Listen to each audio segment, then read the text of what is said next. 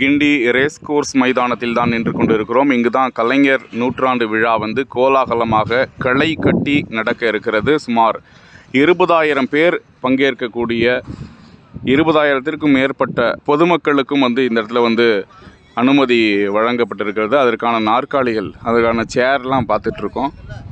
20,000 சேர்கள் வந்து இந்த இடத்துல வந்து மக்களுக்காக கொடுத்துருக்காங்க. மக்கள் வந்து வருவதற்கு ஒரு பொது வழி இருக்குது.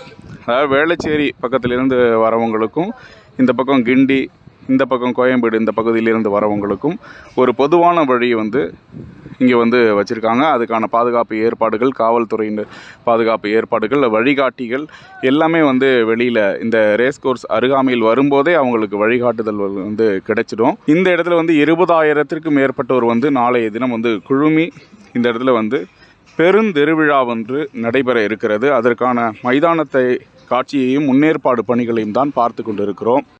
கலைஞர் நூற்றாண்டு விழாவுக்கான பிரம்மாண்ட மேடை அமைக்கும் பணி வந்து முடியும் தருவாயில் இருக்கும் காட்சியை பார்த்து கொண்டிருக்கிறோம்.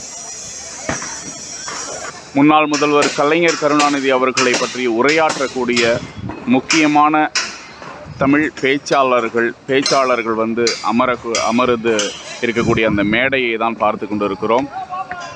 பிரம்மாண்டமாக அமைக்கப்பட்டிருக்கிறது.